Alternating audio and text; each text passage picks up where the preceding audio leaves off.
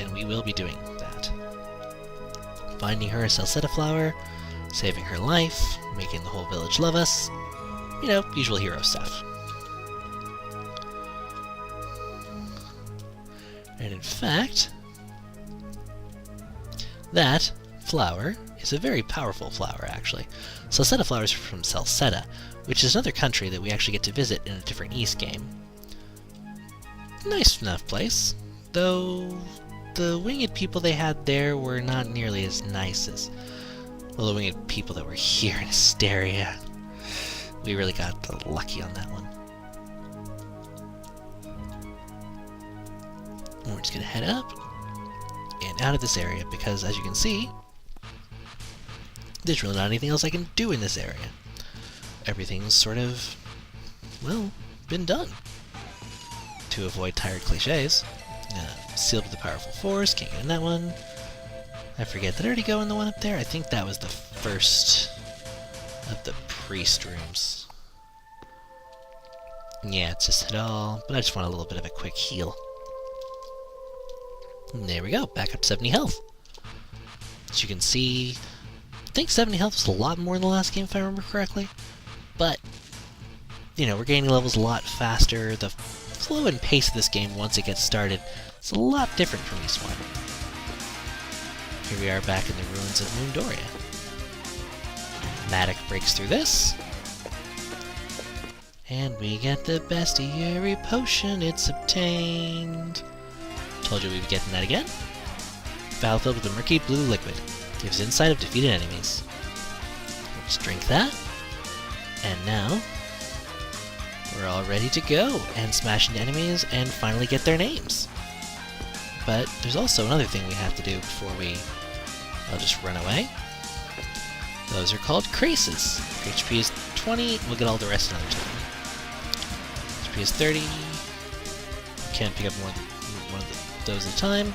They're called Kushards, the red guys. So we get their names a lot faster in this game. This also tells us the amount of experience points they give you, their gold, their level.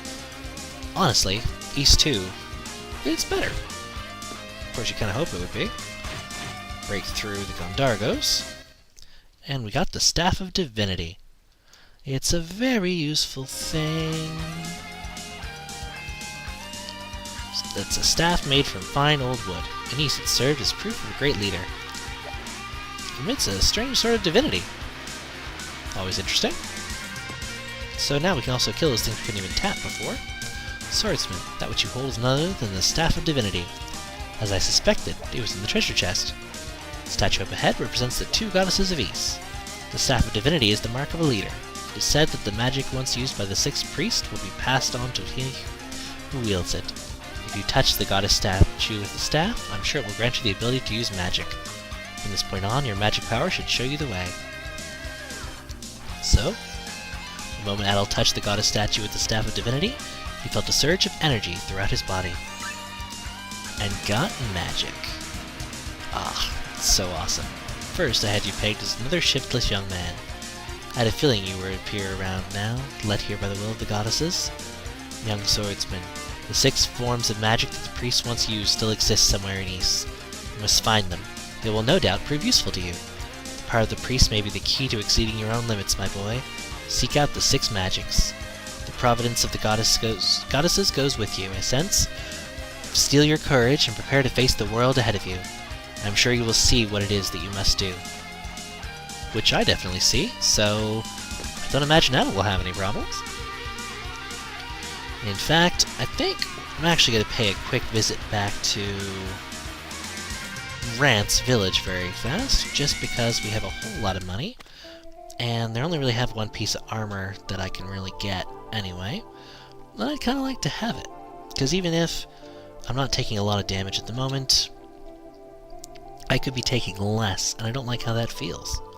Also, very quickly, just going to talk to you. What's that? No luck in finding the Priest Fact Sanctuary, eh? Wonder what this means. Rather doubt it's in a different area. Must be a clue somewhere. Probably aren't just limited to the ruins of Moondoria. I'd wager that Rance Village has a clue or two also. Haha, right you are. And I'm going to drop by your house. Hey you, aren't you the young fellow who was looked after at Benoa's house? Lately there have been creepy noises coming from my basement. It's been going on for a while now, it's driving me crazy. You're an adventurer, and adventurers like to explore things, right? Would you mind taking a look for me? Check out the basement. Sure, Jira, do your best. Walks over, unlocks his basement. You can go into the basement whenever you wish. All I ask in return is that you please figure out what's going on down there. I'm counting on you. Which I respect. And, yeah, creepy sounds.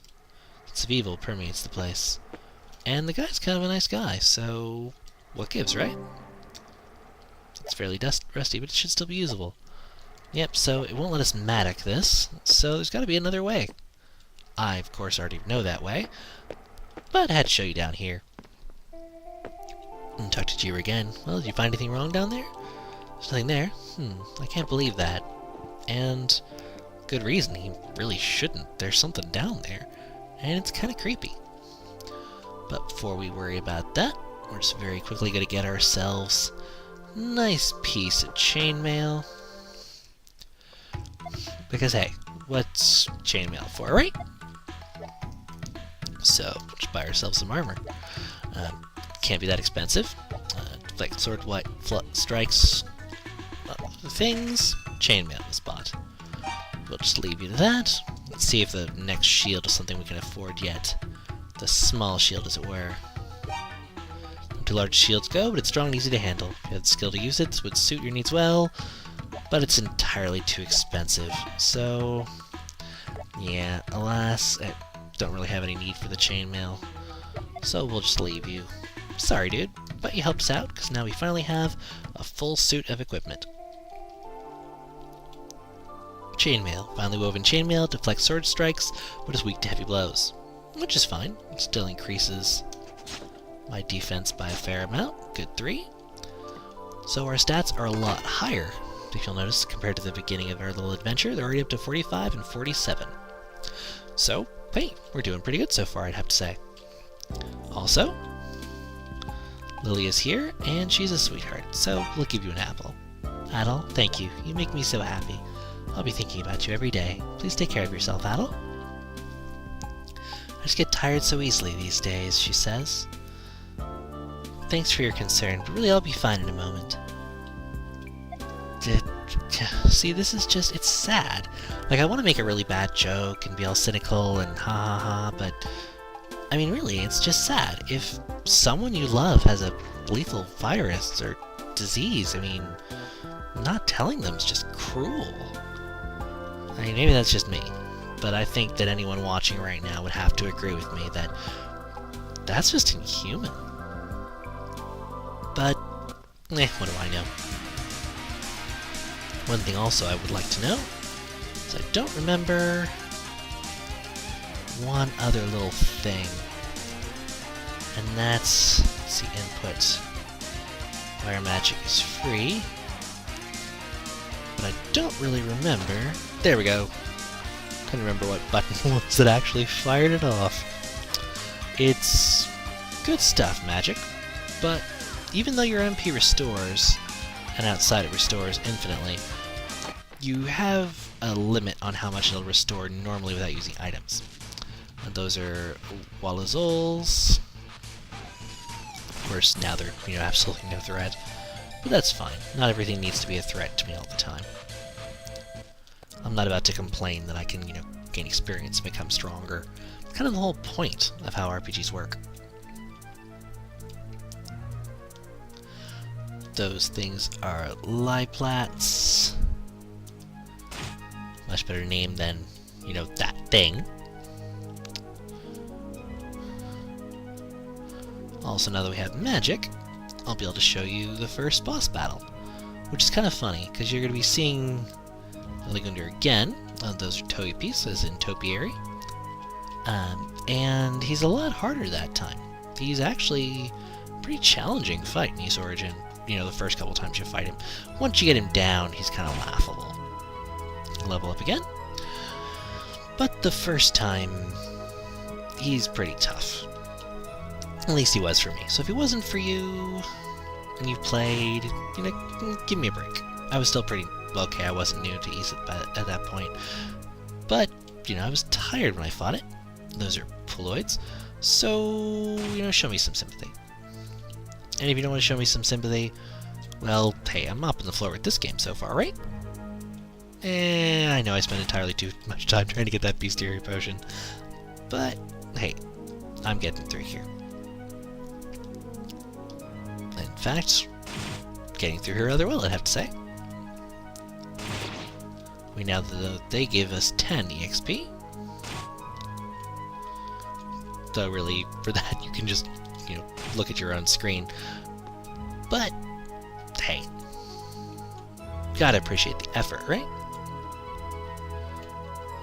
So, got another magical healing herb. Very nice.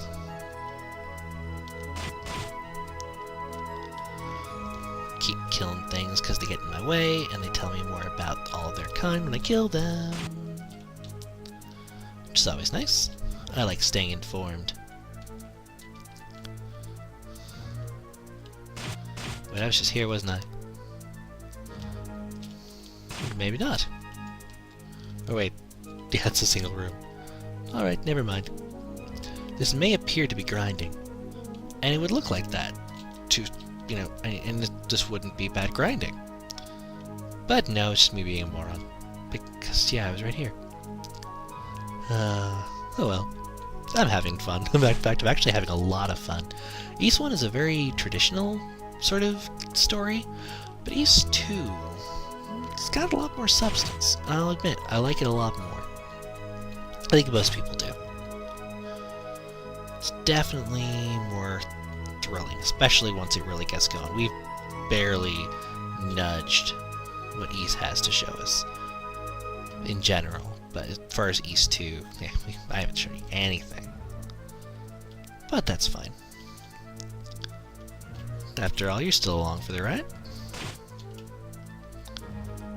I might hit another level before I manage to remember how to get to Veligunder.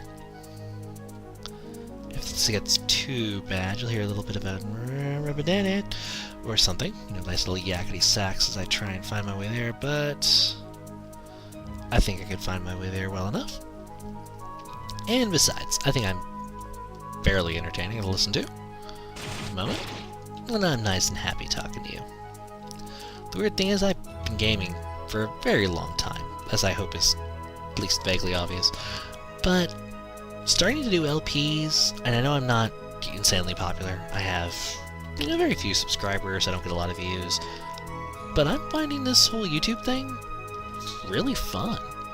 And I just want to thank everyone that does listen to me, you right now, even if you think I'm stupid, because, hey, you're watching and supporting what I think is a really great way that media has changed. I mean, this is created by an ordinary person just sitting around having fun.